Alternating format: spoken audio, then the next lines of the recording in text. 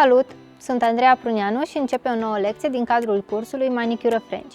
În lecția de astăzi, realizarea French-ului de exterior, vă voi arăta cum punem în practică toate reperele ce le-am învățat în cadrul lecției anterioare.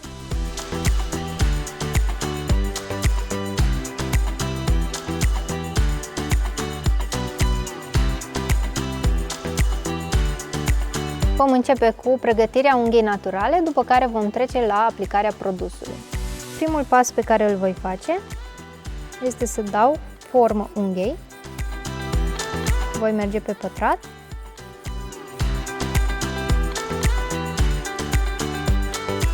Și folosesc fila Cupio Long Lasting de 100 pe 180.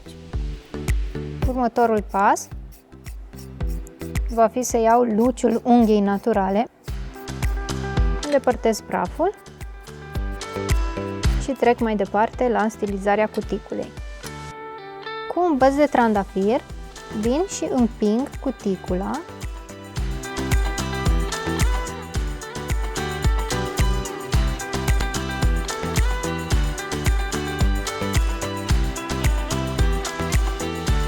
voi folosi bitul 152 Flame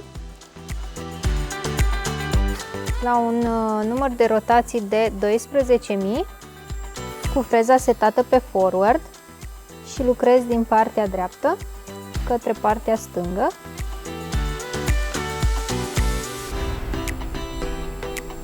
Curăț cuticula cu mișcări scurte din aproape în aproape.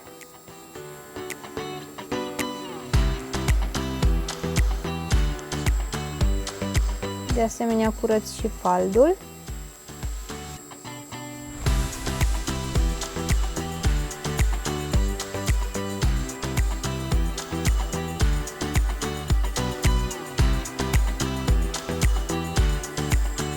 După care opresc freza, schimb sensul de rotație pe rewind și cu același număr de rotații voi lucra de la stânga spre dreapta,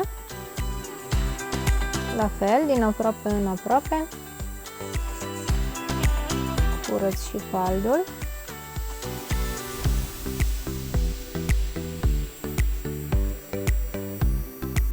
Odată ce am o cuticulă curată, voi șterge praful cu o periuță, apoi cu forfecuța Pro 18 Extra Curve voi veni și voi îndepărta cuticula.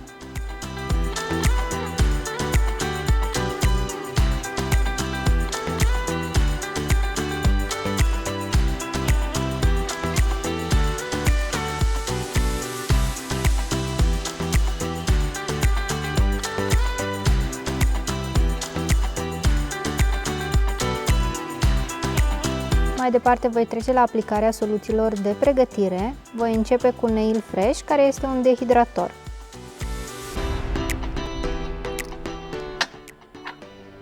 Îl voi aplica din abundență pe toată suprafața unghiei. Nu este problemă dacă ating și pielea. Mai departe trec la Nail Bonder, care este primerul fără acid. De data aceasta îl aplic în strat subțire pe toată suprafața unghiei, fără ca să ating pielea.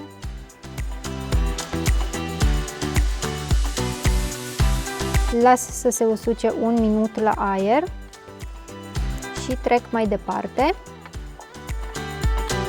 Iar ca bază voi folosi Gum Base aplicat în strat subțire. Aplic mai întâi o bulă mică pe unghie, iar cu o pensulă cu cristale dreaptă voi așeza produsul pe toată placa unghială, pensulat și fără ca să ating pielea. Urmează să polimerizez pentru 1 minut în lampa LED sau 2 minute în lampa UV. Mai departe voi trece la modelarea apexului și o voi face dintr-un gel Makeup Fiber natural care este de tip cover, pentru a avea o bază frumoasă pentru French-ul nostru. Pentru început voi lua o bulă mai mică pe care o așez pe unghie și îmi aplic stratul de alunecare Îl aplic pe toată suprafața unghiei, fără ca să ating pielea. După aplicarea statului de alunecare, voi lua o bulă mai mare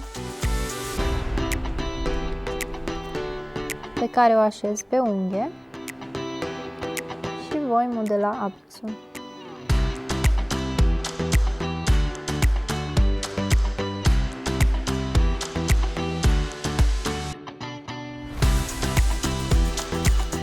Dacă este nevoie, cu o pensulă subțire, vin și așez produsul mai bine.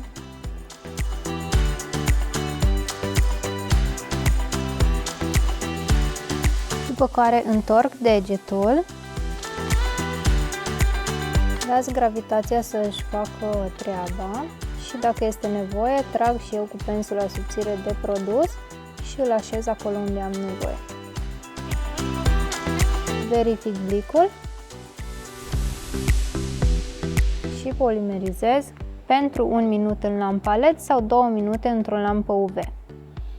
A sosit momentul concursului, iar ceea ce trebuie să faci ca să te înscrii este să te abonezi canalului, să pornești notificările și să răspunzi într-un comentariu la întrebarea ce tip de gel cover s-a folosit pentru realizarea apexului. Câștigătoarea va fi anunțată într-o săptămână în secțiunea de comentarii. Urmează ca în sfârșit să realizăm French-ul. Ne vom folosi de o pensulă subțire, aceasta este pensula N2 din setul de 3 pensule pentru nail art și de gelul Maximum White, care este un gel special conceput pentru realizarea French-ului de exterior. Am luat o cantitate mică pe pensulă și urmează să realizez exact schema pe care v-am prezentat-o în lecția trecută. Ne vom lua un punct pentru a ne stabili mustățile. Spuneam că îl luăm la jumătatea patului unghial, la fel facem și în partea opusă. Apoi urmează să împărțim lățimea unghiei în 3 părți egale. Apoi unesc cele 2 puncte dintr-o linie dreaptă.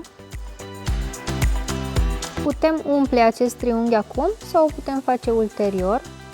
Eu prefer să o fac acum. Următorul pas este să stabilim înălțimea French-ului. Spuneam că împărțim acest segment în 3 părți egale și undeva pe aici va fi înălțimea French-ului meu. Trasez o linie dreaptă paralelă cu muchia unghiei.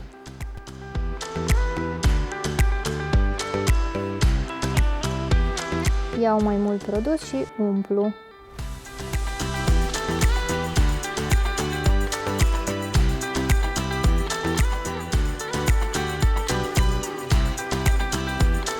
Următorul pas va fi să rotunjim acest colț. Ați observat că după modelarea apexului eu nu am șters stratul de dispersie. Personal îmi place să lucrez așa pentru că gelul de French va aluneca mult mai ușor. Urmează să polimerizez 1 minut la lampa LED sau 2 minute la lampa UV. Ultimul pas va fi aplicarea top coat-ului, iar eu voi folosi finish-ul Time to Shine. Uneori rămâne acea mică diferență între linia de French și cover, iar pentru a evita asta, cu o bulă puțin mai mare de top coat, vin și realizez un mic apex deasupra. Dacă este nevoie, întorc unghia, verific și introduc în lampă pentru polimerizare finală 2 minute la LED sau 3-4 minute la UV. Iar acum, pentru voi, cele care ați rămas cu noi până la final, am un cod de 10% reducere, prună10, pe care îl puteți folosi pe site-ul Cupio la produsele cu preț întreg. Spor la cumpărături!